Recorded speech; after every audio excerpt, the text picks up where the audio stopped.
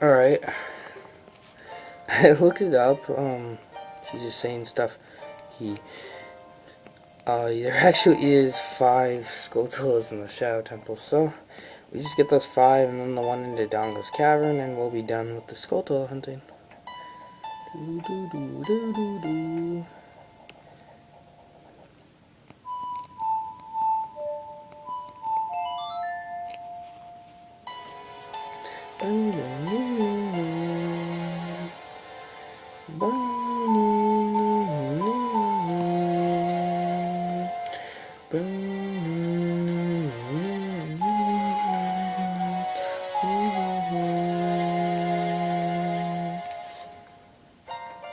You have learned Nocturne of Shadow.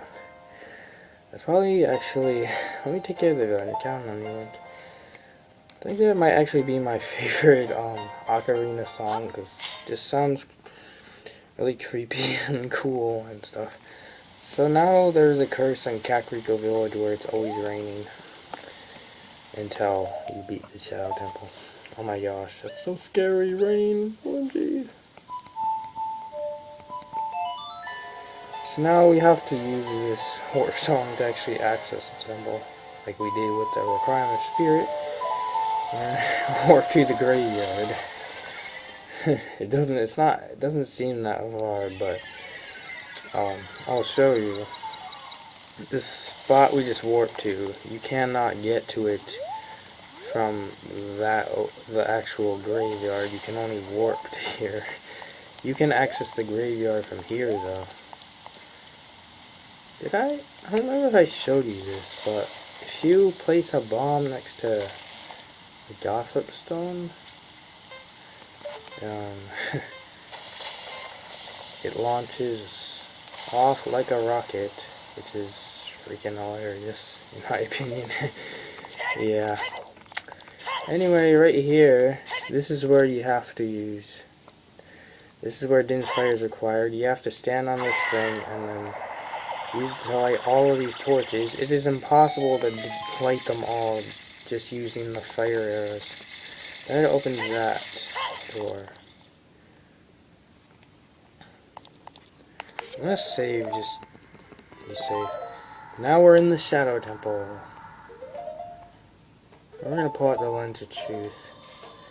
This item is actually used quite a bit in this dungeon. Quick shot of that. So there.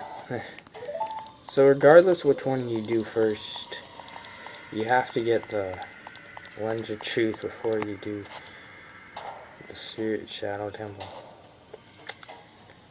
Go this way. All these little things, you'll just see me walk through. I don't need to show you that they're fake, because me walking through them totally gives that away. First we're gonna go in here, and there we... Oh! I forgot there were redeads in here. I mean, I don't think the Gib does. Well, they are redeads. But they're wrapped in toilet paper. Yeah. Where's that stupid bat at? I don't know. I don't know why I'm talking about that. This doesn't matter. That's what I thought for some reason. I don't know, maybe I didn't think that, and I just thought that I thought that. If that makes any sense at all. There we have the dungeon map. So the Shadow Temple. Pretty good dungeon. Because it has a nice creepy atmosphere, some cool puzzles, and design, and you know, it's a pretty cool dungeon. You can't see the way forward. Pretty sure nothing's there, yeah. Oh, it's here. See, so I get for not using one tree. So here we have another dead hand. See, the thing about this dungeon is you actually battle the mini-boss really early, and you get the dungeon item really early because you battle the mini-boss early.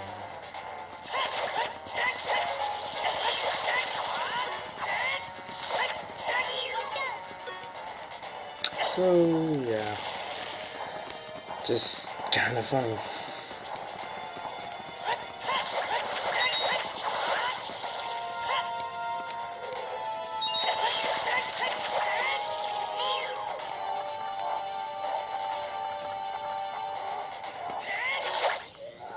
That was really easy. Thank God.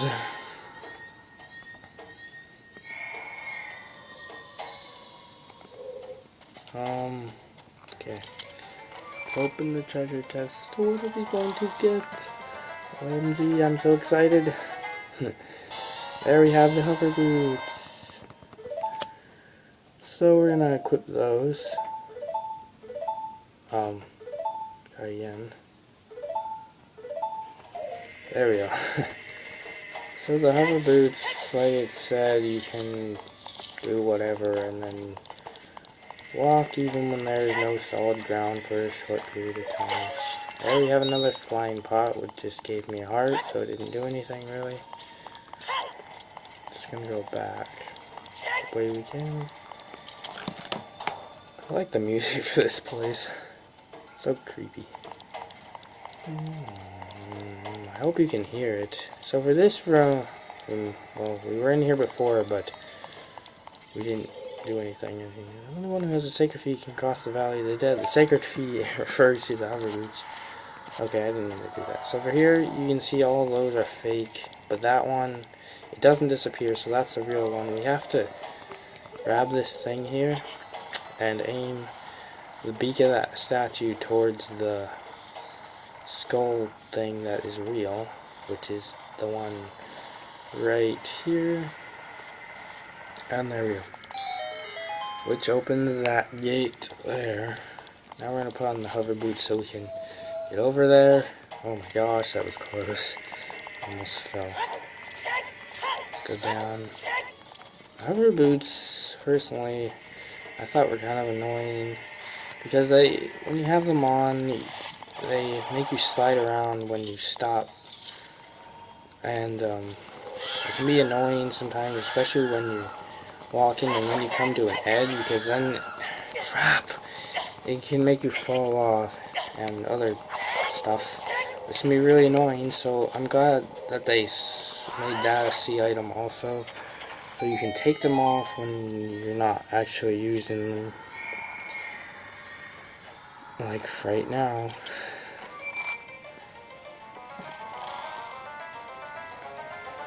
And here we already also have the compass. So, not even 8 minutes into the dungeon and we have the map, the compass, and the dungeon item. Wow. This room is this spinning thing that has that as a sharp blade. You want to avoid it. And then you also have to collect these silver rupees. I'm trying to hit that from an angle so I don't get hit by the thing while I'm trying to hook shot up that. Yeah. There. Okay, first I have to find where that was at. Oh, it was right there. So here we have the key.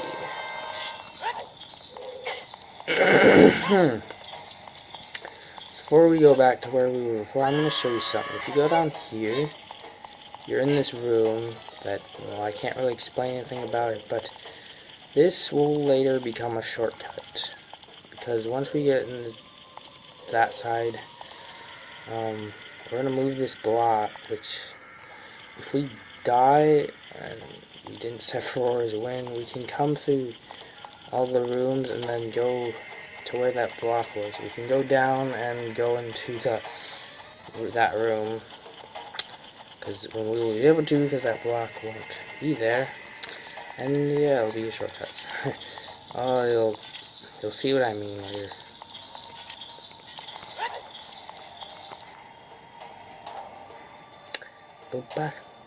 We'll probably finish this dungeon actually quite quickly, because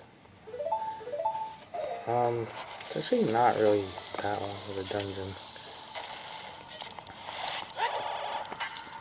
At least it seems like it.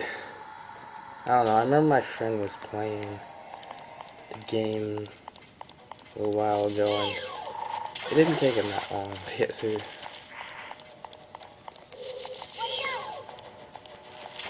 I never actually thought about it, though. Ah!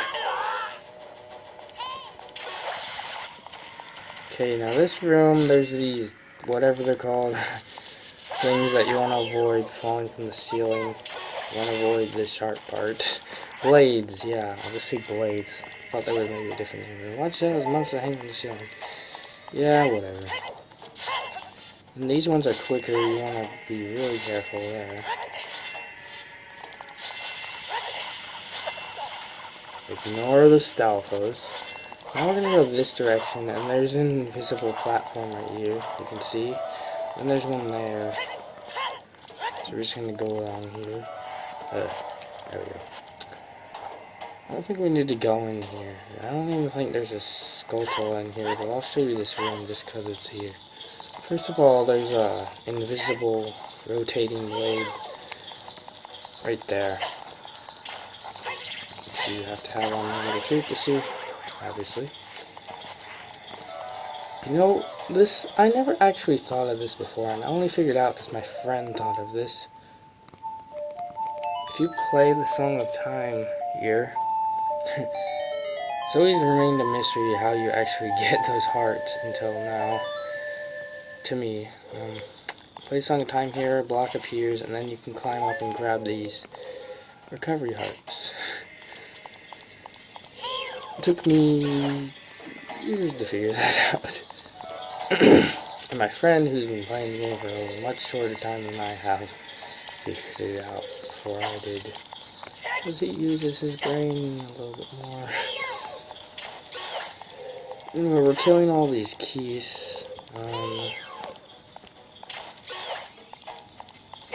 Should be all of them. Yeah, it is. Oh, there is a Skulltula here. I don't know. I just looked on the thing and said 5, so I assumed as soon as we get 5 we'll be done, but I didn't look at where the locations are. But there we have our first Skulltula of the Shadow Temple.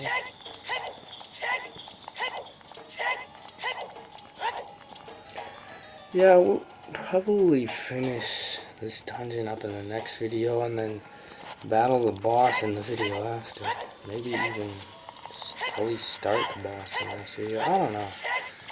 We're going to ignore that Stalfos because it's going to takes a while to battle them a lot of times. So I don't want to waste time battling him when it's not required. Here we're going to collect some more of the rupees to solve this puzzle thing. I want to blow up that Beamos because it's on top of one, which then opens that up and lets us proceed. And now this room.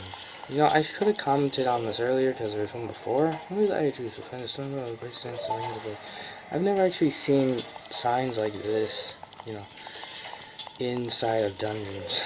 I mean, you normally see those outside.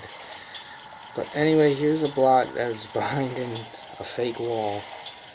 We're gonna pull it out and then push it this direction. And Stone Umbrella, what it meant was this thing, that this block we're pushing is basically protects us against those so we can move along through this little area without getting crushed by those things. And I just got crushed there because I thought it was actually covering up both of them. Alright, that was stupid. Try that again. Although we're almost in the video.